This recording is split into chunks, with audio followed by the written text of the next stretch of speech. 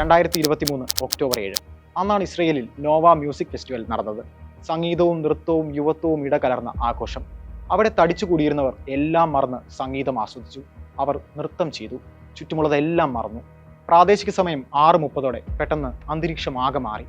ആകാശത്ത് എന്തോ പൊട്ടിത്തെറിക്കുന്നത് പോലെ. ആഘോഷത്തിന്റെ ലഹരിയിൽ നിന്നതുകൊണ്ടാകാം സംഗീത പരിപാടിയുടെ ഭാഗമായിരിക്കുമെന്നാണ് അവർ കരുതിയത്. പക്ഷേ പെട്ടെന്ന് ഒരു അനൗൺസ്മെന്റ് മുഴങ്ങി. പരിപാടി ഇവിടെ അവസാനിച്ചിരിക്കുന്നു. പിന്നീട് നിശബ്ദത. എന്നാൽ ആ നിശബ്ദത അധിക നേരം നീണ്ടു നിന്നില്ല. തുടർച്ചയായ സ്ഫോടനങ്ങൾ, വെടിവെപ്പ്. ഹമാസിന്റെ തോക്കുധാരികൾ തിരമാല കണക്കിന് ഗാസയുടെ അതിർത്തി കടന്ന് ഇസ്രയേലിലേക്ക് ഇരച്ചു കയറി. അവർ ആയിരക്കണക്കിന് റോക്കറ്റുകൾ ഇസ്രയേലിലേക്ക് തൊടുത്തുവിട്ടു. സംഗീതോത്സവത്തിൽ പങ്കെടുത്ത 364 യുവാക്കൾ അന്ന് കൊല്ലപ്പെട്ടു. കാറുകൾക്ക് നേരെ ഹമാസ് വെടിയുതിർത്തു. കയ്യിൽ കിട്ടിയവരെയെല്ലാം കൈയും കാലും ചേർത്ത് കെട്ടി ബന്ദികളാക്കി. കുട്ടികളും പ്രായമായവരുമടക്കം 1200ഓളം ഇസ്രയേൽ പൗരന്മാരാണ് ഒക്ടോബർ 7 ഹമാസ് ആക്രമണത്തിൽ കൊല്ലപ്പെട്ടത്.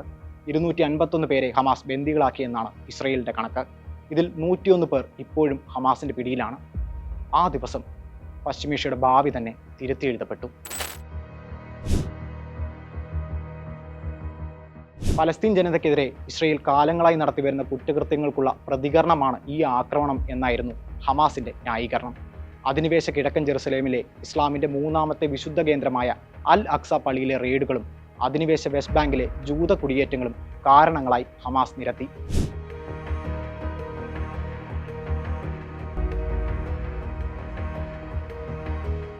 ഇസ്രയേലിലെ ആയിരക്കണക്കിന് പലസ്തീൻ തടവുകാരെ മോചിപ്പിക്കണമെന്നും ഇസ്രയേലും ഈജിപ്തും ചേർന്ന് ഗാസ മുനമ്പിലെ ഉപരോധം അവസാനിപ്പിക്കണമെന്നും ഹമാസ് ആവശ്യമുന്നയിച്ചു. എന്നാൽ ഇസ്രയേൽ ഈ ഒരു ദിവസത്തിനായി കാത്തിരിക്കുകയായിരുന്നു എന്ന് വേണം കരുതാൻ.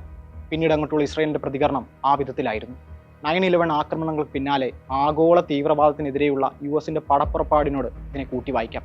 ശത്രുവായി ലേബൽ ചെയ്യപ്പെടുന്ന രാജ്യം, സ്വത്വം, മനുഷ്യർ എന്നിവർ കാരണങ്ങളില്ലാതെ ലോകത്താകമാനം കൊല്ലപ്പെട്ടപ്പോൾ ആഗോള തീവ്രവാദത്തിന്റെ നിർവചനം മാറിക്കൊണ്ടിരുന്നു.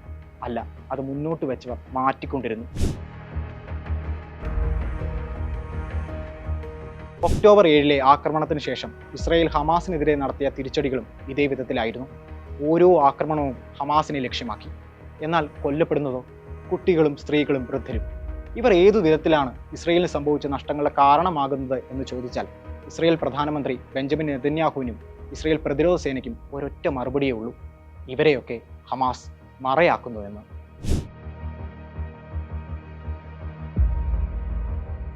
പലസ്തീൻ വംശഹത്യയ്ക്ക് ഹമാസ് ആക്രമണം ഇസ്രയേൽ ഒരു കാരണമാക്കി.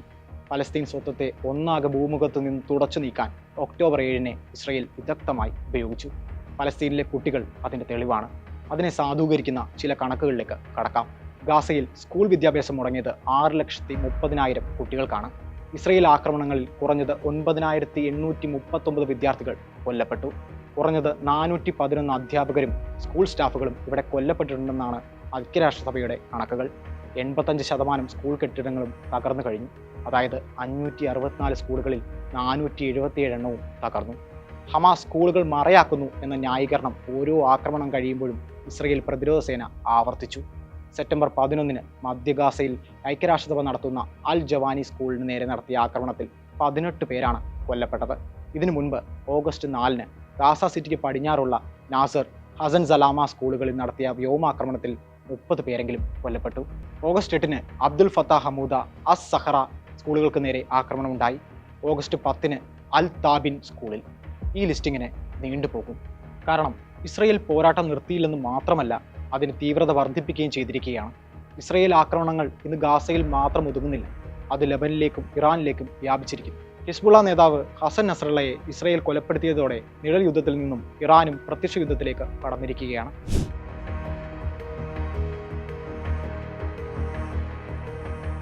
പശ്ചിമേഷ്യ ചരിത്രത്തിലെ ഏറ്റവും വലിയ സംഘർഷാവസ്ഥയിലേക്ക് കടക്കുകയാണ്. എന്ത് സംഭവിക്കുമെന്ന് അപ്രവചനീയമായ അവസ്ഥ. ഐക്യരാഷ്ട്രസഭയും ലോകരാജ്യങ്ങളും വെടിനിർത്തൽ ആവശ്യപ്പെടുമ്പോഴും ഇസ്രയേൽ നരമേധം തുടരുന്നു. ഈ വെടിനിർത്തൽ ആവശ്യപ്പെടുന്ന രാജ്യങ്ങൾ തന്നെയാണ് ഇസ്രയേലിലേക്ക് ആയുധങ്ങൾ കയറ്റുമതി ചെയ്തത് എന്നതാണ് മറ്റൊരു യാഥാർത്ഥ്യം. യുദ്ധം ആരംഭിച്ചതിന് ശേഷം റഫേലെ അഭയാർത്ഥി ക്യാമ്പിന് നേരെ ആക്രമണം ഉണ്ടാകുന്നത് വരെ 10,000-ൽ പരം വൻ പ്രകരശേഷിയുള്ള ആയുധങ്ങളാണ് ബൈഡൻ ഭരണകൂടം ഇസ്രയേലിന് നൽകിയത്. ഇസ്രയേലിന് ആയുധവും ഗാസയ്ക്ക് കണ്ണീരുമാണ് ലോകരാജ്യങ്ങൾ നൽകിയത്. ഇസ്രയേലിന്റെ നരമേധത്തിൽ ഇതുവരെ, അതായത് 2024 ഒക്ടോബർ 6 1:49 വരെ ഗാസയിൽ കൊല്ലപ്പെട്ടത് 41,788 പേരാണ്. പരിക്കേറ്റത് 96,794 പേർക്കും. ഹമാസ് നിയന്ത്രണത്തിലുള്ള ഗാസ ആരോഗ്യ മന്ത്രാലയം പുറത്തുവിട്ട കണക്കാണിത്. ഓരോ മിനിറ്റിലും ഇത് മാറിക്കൊണ്ടിരിക്കുന്നു. ചുരുക്കി പറഞ്ഞാൽ ഗാസയിൽ ഇപ്പോൾ ശേഷിക്കുന്നത് ഒക്ടോബർ 7-ന്റെ ഇരകളും അതിജീവിതരും മാത്രമാണ്.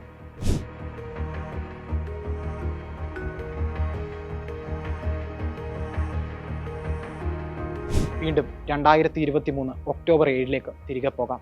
അന്ന് മ്യൂസിക് ഫെസ്റ്റിവലിൽ പങ്കെടുത്ത കൊല്ലപ്പെടാതെ രക്ഷപ്പെട്ടവരിൽ ഒരാൾ പറഞ്ഞ വാക്കുകൾ ശ്രദ്ധിക്കുക. ഞങ്ങളെ സംബന്ധിച്ചിടത്തോളം ഇത് ഒരു ചരിത്ര സംഭവമല്ല, ഇത് മുൻകാലങ്ങളിൽ നടന്ന കാര്യമല്ല. ഞങ്ങൾ എല്ലാ ദിവസവും ആ യാഥാർത്ഥ്യത്തിലാണ് ജീവിക്കുന്നത്. അവർ മാത്രമല്ല, ഇന്ന് ഗാസയിലും ലബനനിലും അനേക ലക്ഷം പേർ ജീവിക്കുന്നത് ആ ദിവസം ബാക്കിയാക്കിയ യാഥാർത്ഥ്യത്തിലാണ്. ഭീതി, അതാണ് ആ യാഥാർത്ഥ്യം.